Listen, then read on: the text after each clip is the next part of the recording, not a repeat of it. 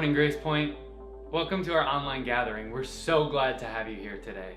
We're still meeting virtually, but stay tuned for an update on our plans for future gatherings at the end of Josh's sermon. Today, we return to our Re-series, where we're reimagining the language of faith. Josh will be speaking about Pentecost and what it means to be the church. We hope that during the next hour, you'll feel loved, valued, and welcomed.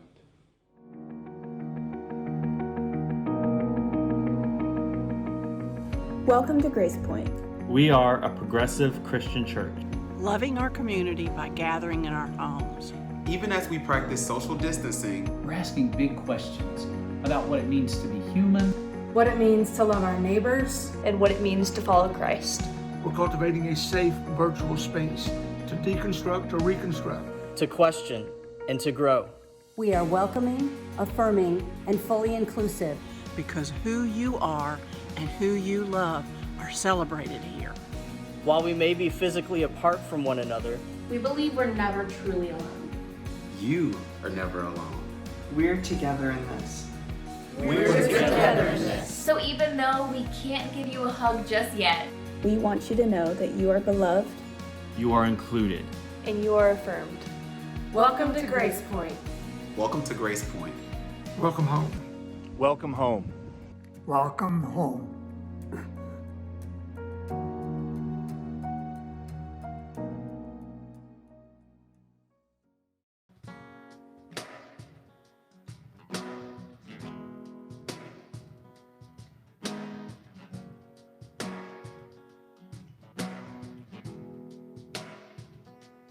God, oh God, great and holy, fearing not we come to thee, fearing not the weak and lowly, for your love has set us free.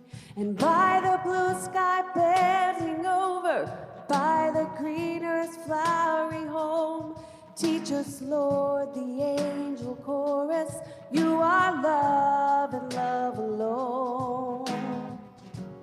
You are love and love alone. You are love and love alone. You are love and love alone. You are. Though the worlds in flames should perish, sun and stars in ruin fall, trust in thee our hearts should cherish. O Lord, be our all and all. And with your name the heavens praising, angels hymn no sweeter tone than the songs our hearts are raising. You are love and love alone. You are love and love alone. You are love and love alone. You are love and love alone. You are. You are love and love alone. You are love and love alone. You are love and love alone. You are. Oh, oh, oh,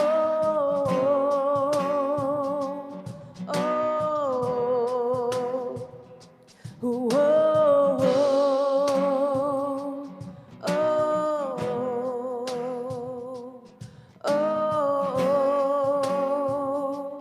oh.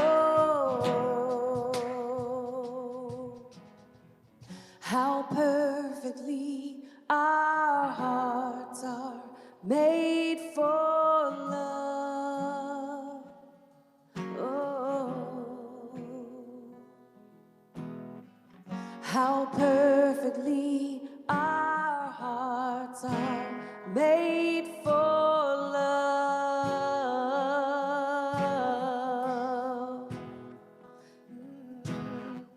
How perfectly our hearts are made for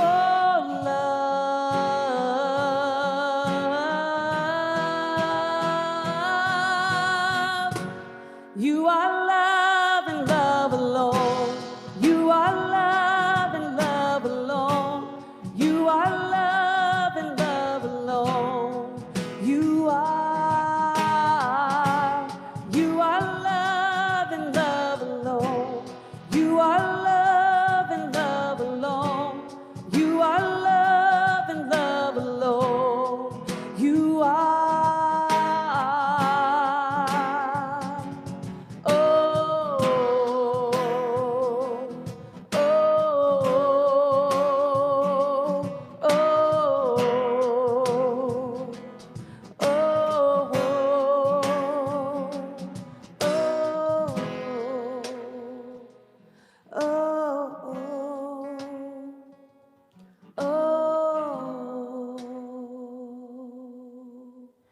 morning, Grace Point family, and hello to each GP kid and GP youth who are watching. I hope you're all doing well.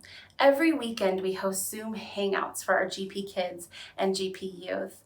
On Thursdays, we read a story on our Grace Point Facebook page and GP Kids Instagram. I encourage you to follow our Instagrams, to join our Facebook groups, and to check the gracepoint.net calendar to stay informed about connection opportunities. This week, our GP kids conclude their discussion on mind, body, and soul. This week, we discuss soul. Our souls are what connect us to everything and to everyone around us. We care for our souls when we grow in awareness of our connectedness. Our GP Kids and GP Youth discussion guides are shared every Sunday on our Facebook groups and via email. If you need assistance with accessing any of our resources, reach out to me at lisa@gracepoint.net. Today's a very special day. We have been invited to recognize some of the graduates within our Grace Point community. Graduates, we celebrate you, your hard work, and your accomplishments. Community, we welcome you to connect with and to celebrate our graduates. Congratulations, class of 2020. Peace out, air hugs, and so much love.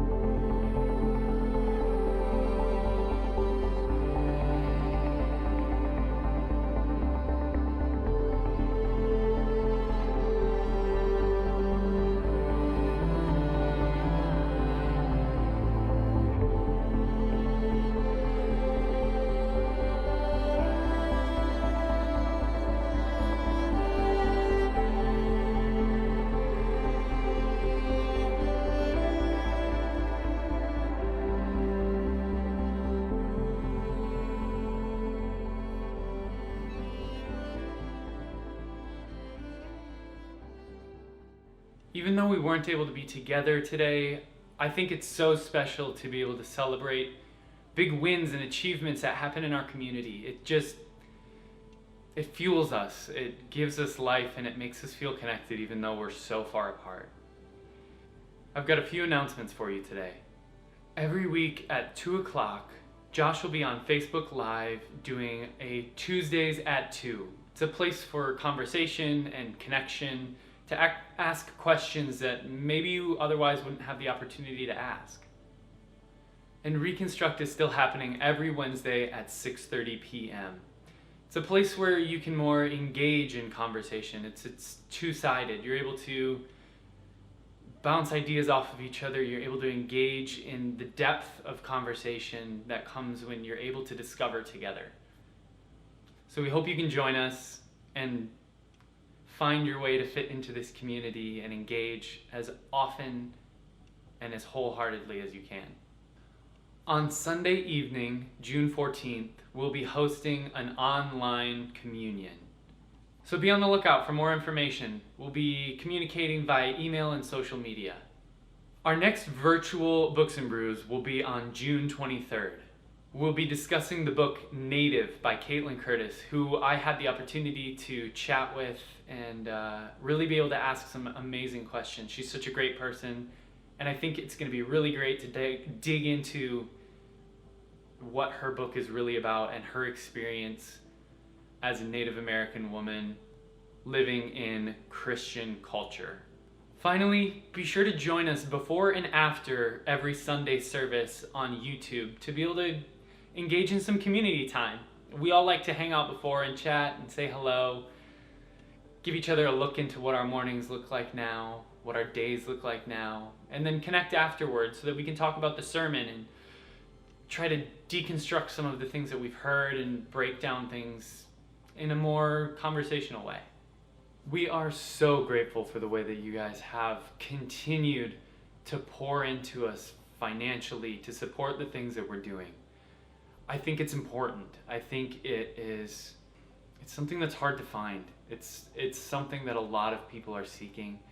And because of you guys, we get to continue to do this and reach out to people who really need to find community. If you'd like to give, there are 2 ways to go about doing that. Number 1, you can text GracePoint to 77977. Or you can go online to gracepoint.net/give, and that'll walk you through the steps there. Thank you guys so much. Tune in to the rest of the sermon today to worship as a community and hear another word from Pastor Josh.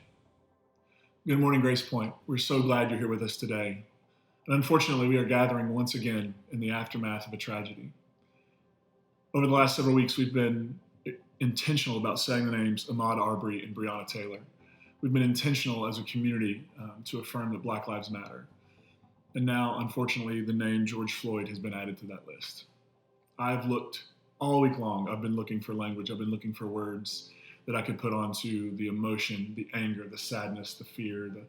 And I just keep coming up with nothing. I can't find the words. And then I remembered a dear friend of mine, Ben Grace, had written a song in a similar context a couple years ago.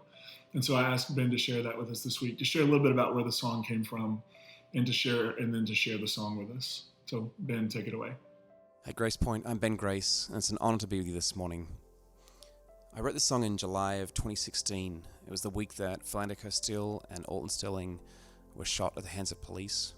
And then a few days later, as people gathered in Dallas to peacefully protest and to proclaim that Black Lives Matter, 5 police officers were shot and killed in the line of duty as they walked with the protesters to protect them. And every time we come to a crisis like this in this country, I feel it all over again, as if it's the first time. I feel it in my bones. I feel the grief. I feel the rage. I feel the despair. I feel the lack of answers, and I sure know I don't have them. But what I do know that is lament can move us through. And if we don't process grief, and don't process our anger, and don't let ourselves feel the feelings and the horror this is all over again, that we can get stuck. We can get stuck in places. So this song is half lament, and the other half is a proclamation of the future. And these are borrowed from the words of Isaiah that talk about that there will come a day when we melt our swords into plowshares and our spears into pruning hooks. And there will come a day when sorrow is no more. There will come a day when love will overcome. So the song is called An Eye for an Eye.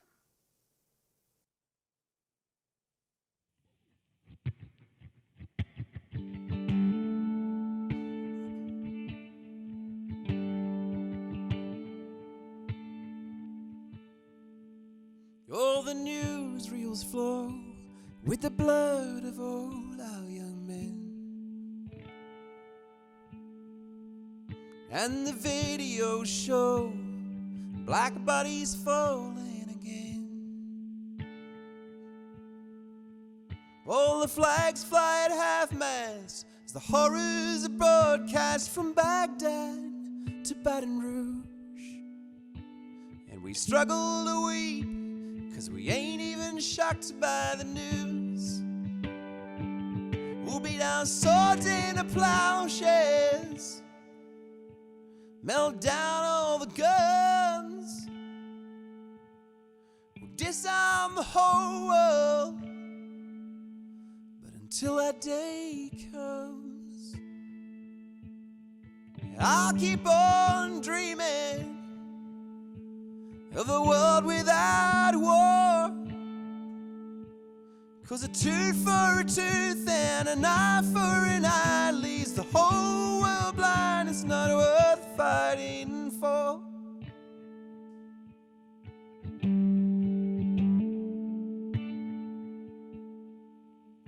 We walk through the streets like all of our grandmothers died. We type till we bleed in a digital war for our lives. But the rhetoric resounds, the Hatred abounds from both sides of the enemy lines. They say guns don't kill people, but we see the videos live. We'll beat our swords into plowshares, melt down all the guns, we'll disarm the whole world. But until that day comes, I'll keep on dreaming of a world without war. 'Cause a tooth for a tooth and an eye for an eye leaves the whole world blind. It's not worth fighting for. No, it's not worth fighting for. No. So I hope and I pray in the face of all anger and hate that there will come a day when sorrow and tears wiped away. No more mothers in mourning, a new day is dawning when peace will have the last say. 'Cause true love is roaring and Abel's blood calls from the grave. We'll beat our swords into plowshares, melt down all the guns, we'll disarm the whole world. But until that day comes, I'll keep on dreaming of a world without war. 'Cause a tooth for a tooth and an eye for an eye leaves the whole world blind. It's not worth fighting for. A tooth for a tooth and an eye for an eye leaves the whole world blind. It's not worth fighting for. This is a reading from John, chapter 20, verses 19 through 23. It was still the first day of the week. That evening, while the disciples were behind closed doors because they were afraid of the Jewish authorities, Jesus came and stood among them. He said, "Peace be with you." After he said this, he showed them his hands and his side. When the disciples saw the Lord, they were filled with joy. Jesus said to them again, "Peace be with you. As the Father sent me, so I am sending you." Then he breathed on them and said, "Receive the Holy Spirit. If you forgive anyone's sins, they are forgiven. If you don't forgive them, they are not forgiven." Well, I've been really, really excited to jump back into our Re-series, because what we're doing in this series is we're reimagining, reframing, and reclaiming the language of faith. For lots of us, as we've been on this journey, this unraveling, this faith shift, and we've left behind certain ways of seeing the world, certain ways of seeing the Bible, certain ways of understanding faith, and what happens is that kind of can create a sense of disorientation. And what do we do with the language? What do we do with these words that have been part of our faith vocabulary? And so right around the time that the pandemic was kicking into high gear, around the time we suspended our in-person gatherings, we were jumping into this series. We were talking about salvation and sin and atonement. And this week, I'm going to jump back in and we're going to talk about church. Because today on the Christian calendar is what is known as the day of Pentecost. So I thought today would be a good day to get a little Pentecostal, if you would. So there are two stories in the New Testament that talk about the Pentecost experience. The most well-known one, it comes from the book of Acts chapter 2, and it has all sorts of theatrics. To give you a little bit of background on this, the word Pentecost literally just means 50th. And it is intended to, it's a festival that happens 50 days after Passover. So in the Hebrew tradition, this is actually, in the Hebrew language, this is called Shavuot. It's also known as the Feast of Weeks. And it commemorates two sort of moments that are were pivotal in the life of the Jewish community. First was that it commemorated the wheat harvest. Which was in an agrarian society, it was a big deal that the harvest go well. So it commemorates the wheat harvest, celebrates it. And then it also celebrates and remembers God giving the Torah to Israel. The Torah, of course, is the first 5 books of the Hebrew Scriptures. And you can find that story in the book of Exodus. And in the book of Acts, essentially what's happened is the author of Acts takes the events that happened in Exodus around the giving of the law, and this writer reshapes them around an experience where these first Christians are in a room together and the Spirit bursts through like a rushing wind, and there's flaming tongues of fire everywhere. Like it's the theatrics, like the special effects budget on this thing would definitely break the bank. And the writer's doing this as a way to sort of say there's something new, the Spirit is alive and moving. So that's sort of the one everybody knows, where the first Christians start speaking in languages they don't know, and people from all over the world hear them and understand them. That's sort of, when we talk about Pentecost, that's the story most of the time we think about, because it happened on Pentecost, and it was pivotal in the shaping of the early Christian community. There's another story in the Bible, though, that talks about this same experience of the giving of Spirit. And essentially, Pentecost is known as the birth of the church. So in this moment, the Spirit is given and the church becomes, right? But there's another story that talks about it very differently, and it's a story that I actually prefer, and it comes from John chapter 20, which we've heard read for us already this morning. And this story doesn't take place 50 days from Easter. This story takes place on Easter evening. So to sort of give you some context, that Mary went to the tomb and found it empty in the Gospel of John. The disciples raced to the tomb, literally in a competitive race. They find the tomb empty. Later, Mary bumps into Jesus in the garden. She thinks he's the gardener. And then she discovers he's alive. She goes and tells the disciples he's alive. And then we find them gathered in a room with locked doors, and they're afraid. Why would they be afraid? Well, Jesus was viewed as enough of a threat, as enough of a revolutionary threat, even though he was nonviolent. He was a threat enough to the empire and to sort of the aristocracy, the temple aristocracy. He was a big enough threat for them to kill him. And what was pretty common was, if you're going to kill the leader, why not just round up the followers so nobody gets the idea that they can launch this thing and start this thing back up. So they're meeting together, they're processing an unbelievable week in their lives, processing an unbelievable morning where the body of Jesus is missing, and now Mary is saying he's alive, and they're in this locked room, terrified, afraid of what's going to happen next. And then Jesus just shows up in the room. Like you do, right? Like walks through. I don't know how. Did he just appear? Did he walk through the wall? I mean, I think that what we're being told here is, whatever this story means, it's perhaps working on another level, right? It's not just a flesh and blood story. This is a story about something even bigger. And so Jesus appears in the room. And imagine, if you're one of these disciples, imagine the sense, the feeling, the sensation you feel when you look up and suddenly Jesus has appeared in the room.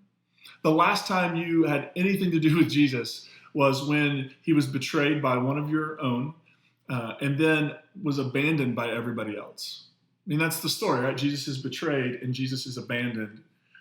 The very people who said that they would be willing to die with him weren't even willing to stick around to watch him die.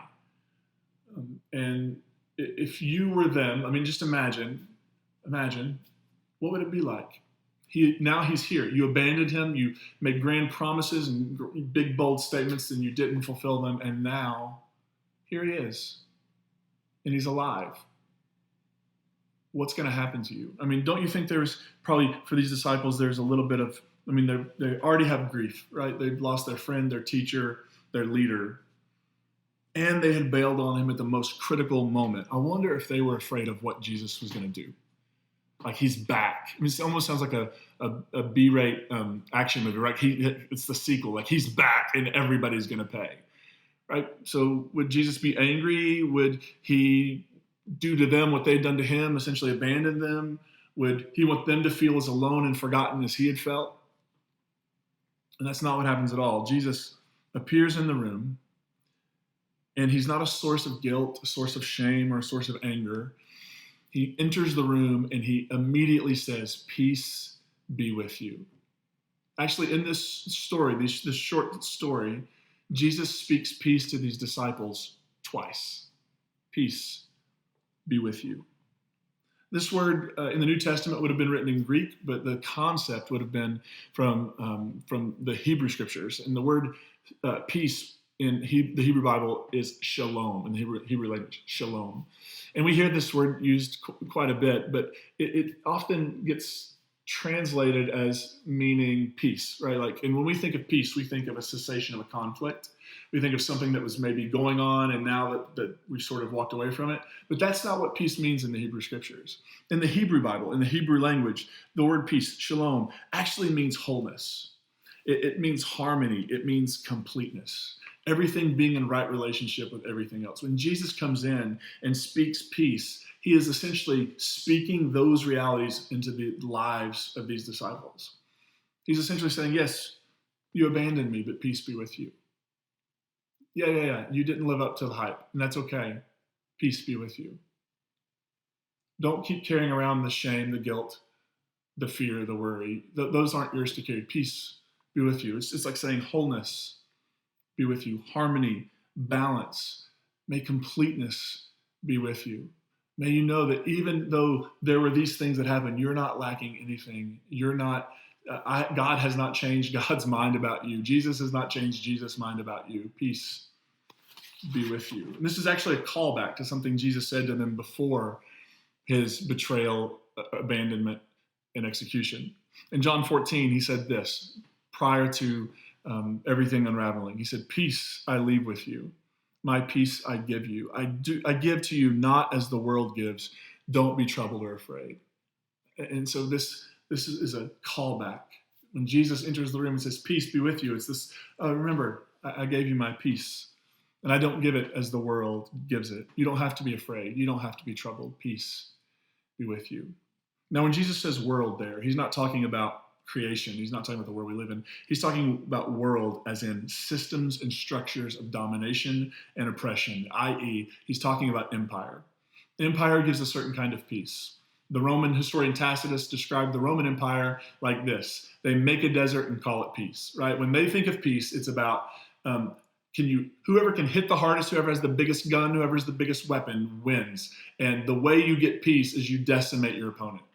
And for Jesus, he's introducing another approach to peace, a different kind of peace, a peace that doesn't depend on defeating someone, but actually a peace that comes from wholeness, completeness, and harmony. And then Jesus does something in this text. He does three things, actually.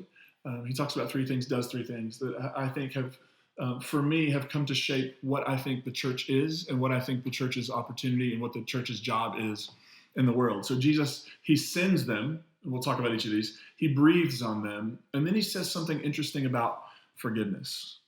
So first he sends them. He actually says, as the Father sent me, so I am sending you. As the Mother sent me, so I am sending you. Right? The divine, whatever language you want to use, the divine parent, whatever language, Jesus is saying that God sent him into the world to do a thing, to be a part of something, to launch something. And now Jesus said, just like I've been sent to do this, now I am sending you to do this, which is fascinating because what it means is that Jesus thinks whatever his work was is also our work. That whatever Jesus entered the world to do is the same work that we have entered the world to do. And that is the work of embodying a life that is brimming with goodness. It is the work of working for justice. It is the work that brings healing wherever it goes. It is a life that cannot be contained or restrained by anything else. Jesus' belief is that his followers are going to be engaged in the exact same work he was, which when we talk about so many of the theological categories, right? If we look back to atonement, if Jesus is saying that our work, his work is our work, then are we supposed to die substitutionally for the sins of the world? And no, of course not. What Jesus is getting at is that the thing that he was sent into the world to do is the very thing that we've been sent. And that is to spread love, goodness, and compassion everywhere we go. I actually think the greatest miracle Jesus ever performed had nothing to do with opening blind eyes or helping somebody walk or raising the dead. I think the greatest thing Jesus ever did was that he would see, include, and embrace everyone that the dominant cultural, religious, political, economic system excluded. Jesus would embrace everyone that all the dominant systems of his day excluded. It's interesting that for 2,000 years now, the institution that has come to be called church, to be known as church, has been more interested in worshiping Jesus than following him. we've been more interested in creating boundaries and systems that keep people out, right? Whether those boundaries are theological or whether those boundaries are ritual, like whatever. We've worked overtime to create systems that keep people, that restrict access and keep people at a distance. And Jesus said, actually, I'm sending you into the world to do the same work I've been doing. And the work Jesus was doing was not creating systems of oppression, but dismantling them. The work that Jesus was doing was not creating distance between people and God or people and the religious institution or ritual. Jesus was about tearing down and breaking down those boundaries so that everybody could have access, so that everybody had a seat at the table. When Jesus says, I'm sending you into the world, this sending isn't a call to worship. It is a call to embodiment. It's about what happens in this world. It is not an evacuation plan to get the faithful out of this world, but it's the emergence of a movement impelled by love to care for the world. What does it mean to be part of church? It means that we have been sent into the world to do the work that Jesus was sent into the world to do. Which means that when we think about church, we should think about people who are on the front lines of dismantling white supremacy culture. It means that when we think of church, we should think of people on the front lines battling sexism. It means we should think of people on the front lines when we think of church, people who care deeply about fixing systems that keep people in poverty and in debt. It means when you think of church, you should think of people who are leading the charge on climate change, because this good world we've been given, we've been placed as stewards of. It's not ours, it's on loan. And we have this calling to tend it and care for it well. I mean, all of those and so many more things. When you think of church, you should think of a group of people who are tearing down walls and creating easier inroads for access for everybody, especially those who have been marginalized and left without a seat at the table. Right? When you think of church, you should think of a group of people who are championing the rights of the LGBTQ plus community. And all of those things, when you think of church, I bet for most of us, when we think of church, we think of people who are doing the opposite of that. People who are trying to restrict access. People who are afraid to speak up about key issues that really, really matter, like dismantling supremacy culture and the inclusion of LGBTQ folks. Like this work, this is the work.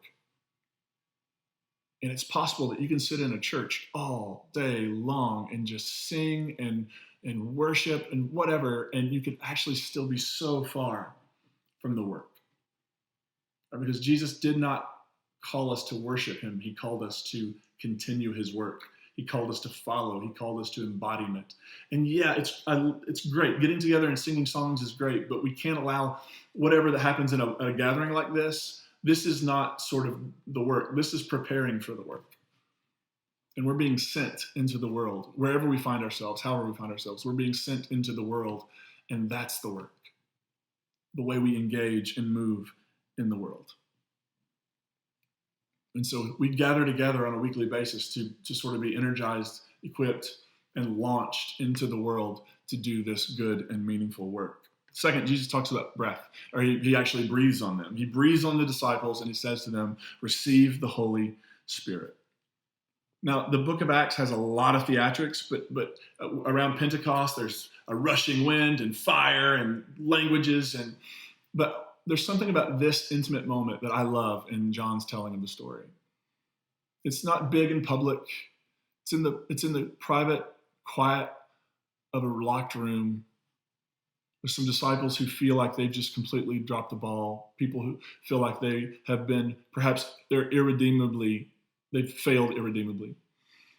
And Jesus enters into that room, speaks peace to them, sends them, and then breathes on them and says, receive the Holy Spirit. There's something about that intimate sort of moment. This sort of, Jesus is offering CPR to these first Christians to send them, to equip them, to empower them to go do this work in the world. And of course, Jesus breathing on the disciples is also a callback to Genesis chapter 2, where God creates a human being, and before anything else happens on the fertile land, God forms a human being from the topsoil of the fertile land. This is from Genesis 2. And blew life's breath into his nostrils, and the human came to life. God planted a garden in Eden in the east and put the human there he had formed. What a story. God forms this human being out of the dust, and God breathes into the human being. And in Hebrew, the word breath and spirit are the same word. God does a sort of divine CPR, and the human being comes to life. And this living, breathing human being is then placed in a garden to care for it and to work. I think that what John is getting at in telling us the story this way is that what's happening in and through Jesus is a new creation is being launched right in the middle of the old one. I mean, after all, John begins this gospel in John 1:1, in the beginning. What other book of the Bible begins in the beginning, right? The book of Genesis. And so here at the end, John is telling a new creation story. And here at the end, we have a new human being who's breathing into these other disciples the breath of life and sending them to be gardeners in the world. What a powerful, powerful image. A new creation is being launched, and it's not going to happen outside of us. It's not going to happen, God's not going to just come down and do it, or come down, if that's a thing, right? It's actually going to be something that happens in and through human partnership. The work of new creation is the work of liberation. It's the work of inclusion. It's the work of transforming the world and all of her inhabitants. And of course, this is not just Christian work, right? There are people in other faiths and other religions and other faiths who are doing the same good work. For those of us who the Jesus story speaks to, we do this work through the Christian lens. And our part of new creation is to join with the divine and join with others, each other, and even people in other traditions to do good work in the world, to do this work of tending the new creation. And it's emerging right in the middle of the old. It's not like, well, the old will go away and then the new will come. No. It actually begins slowly. It begins to foment. It begins to grow. It begins to happen right in the middle of the old creation. And then the last thing Jesus said. Well, let's go back. What would it might mean to be church? When we think about breath, it means that we've been breathed into and that we've been given some work to do as gardeners in the world. We've been sent with the same mission that Jesus had, this mission of loving and caring and including and tearing down walls and increasing access. And then Jesus says something really, really interesting. And the first 35 years I studied this text, I struggled with this last part because Jesus ends this beautiful, I'm sending you in the world, you have the same mission as me, I'm breathing into you the Spirit to go do the work. And then Jesus says, if you forgive anyone's sins, they are forgiven. If you don't forgive them, they aren't forgiven. What a weird way to end the story, right?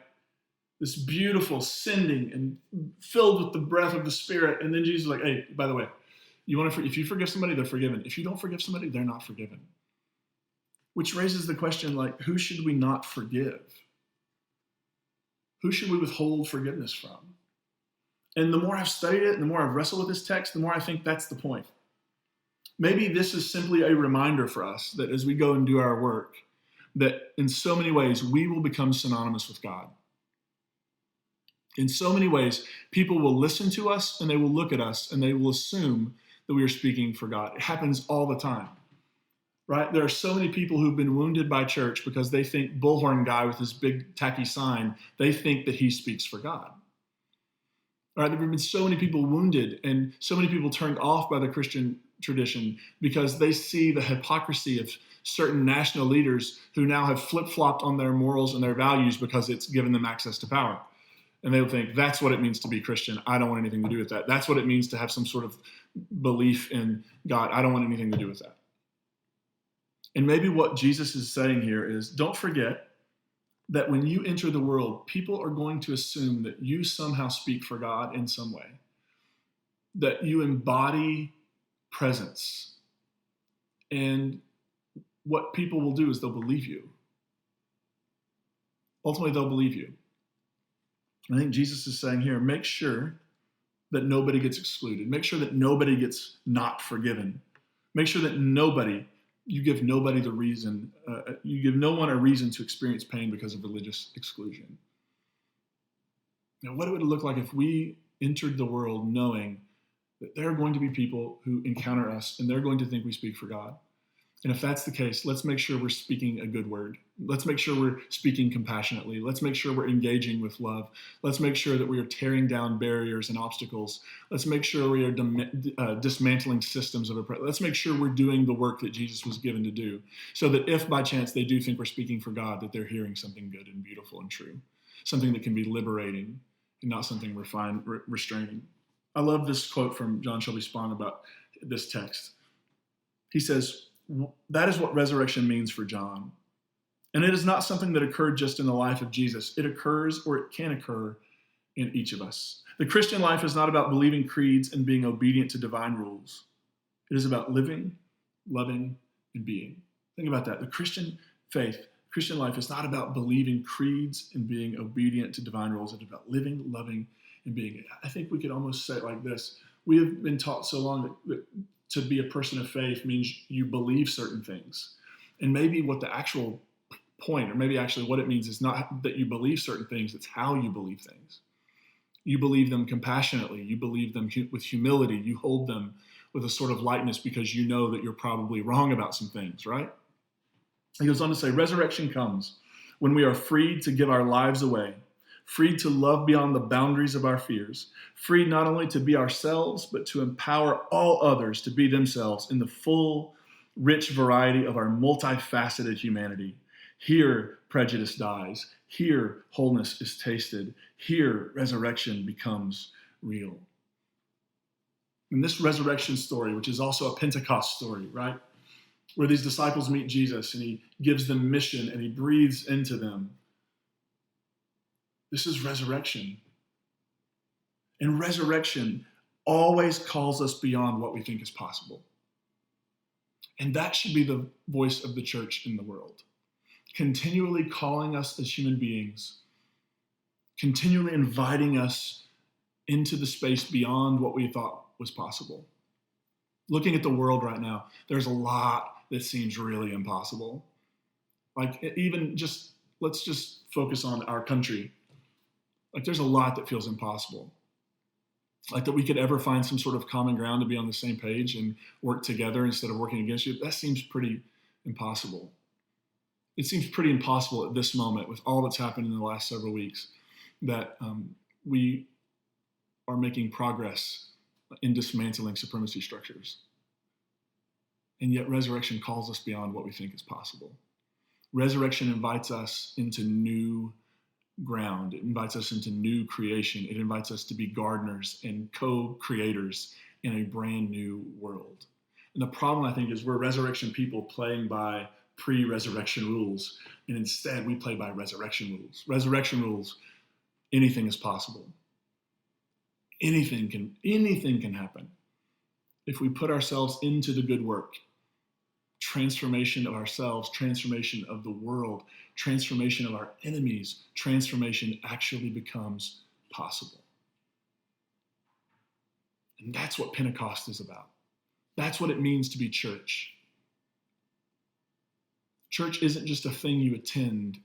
It is a community that you engage with and then connect with and then move into the world in such a way that it will never be the same. Church is what happens when we realize that we have breathed the breath of new creation. We've been sent into the world to join the exact work Jesus was doing. There's this other line in John, which is fantastic, where Jesus says, "You're going to do greater things than you've seen me do." Think about that. Jesus sends his disciples into the world, and he says, "Now show me up. Go beyond. Don't stop with me. Keep moving forward." That's what resurrection, that's what Pentecost is ultimately all about. Moving us beyond the barriers of what we thought was possible and inviting us into a brand new creation as gardeners and co-creators in a world that has limitless potential.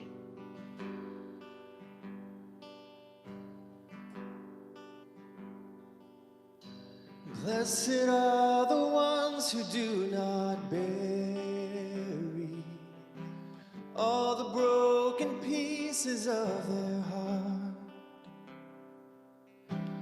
Blessed are the tears of all the weary, pouring like a sky of falling stars. Blessed are the wounded ones in mourning, brave enough to show us all their scars. Blessed are the hurts that are not hidden, open to the healing touch of God. The kingdom is yours. The kingdom is yours. Hold on a little more. This is not the end. Hope will be restored. Peace will come again.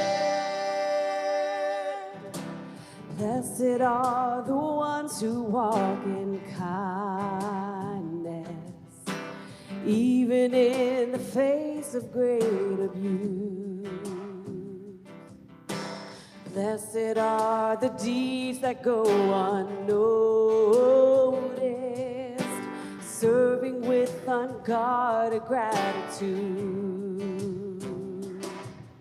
And blessed are the ones who fight for justice, longing for the coming day of peace. Blessed is the soul that thirsts for righteousness, welcoming the last, the lost, the least. The kingdom is yours. The kingdom is yours. Hold on a little more. This is not the end. Hope will be restored. Peace will come again. The kingdom is yours. The kingdom is yours. Hold on a little more. This is not the end. Hope will be restored. Peace will come again. Oh.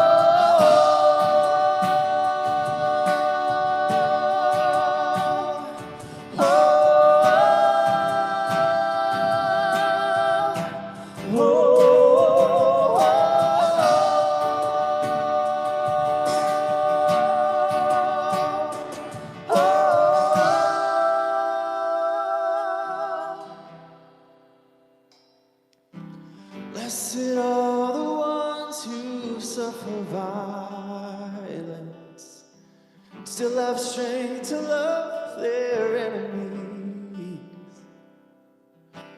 Blessed is the faith of those who persevere. As though they fall, they'll never know defeat. The kingdom is yours. The kingdom is yours. Hold on a little more. This is not the end. Hope will be restored. Peace will come again. The kingdom is yours. The kingdom is yours. Hold on a little more. This is not the end. Hope will be restored. Peace will come again. Hold on a little more. This is not the end. Hope will be restored. Peace will come again. Well, thank you again, Grace Point, for being here with us today. We love you, and we are so glad to see you here this morning. I want to share a sort of an update before we wrap up this week. We've been talking about Pentecost, and Pentecost is about the birth of the church. And the church isn't a building or a budget, right? It's about human beings who have been breathed into and then given the work to do to participate in the unfolding of new creation in the world. And in light of that, I want to take a couple minutes to share some thoughts about how, and notice I said how, not when, how Grace Point will resume in-person gatherings. So rather than looking for a date on a calendar, what our LC has been doing is thinking through our values and how our values will shape whatever decisions we make about going back to in-person gatherings. And we want to make this decision with integrity based on what we think is best for Grace Point and all who call our community home, including the broader Nashville community around us. Instead, we don't want to make our decision based on what other churches are doing or what certain politicians are saying. We want to make our decisions based on what's best for Grace Point.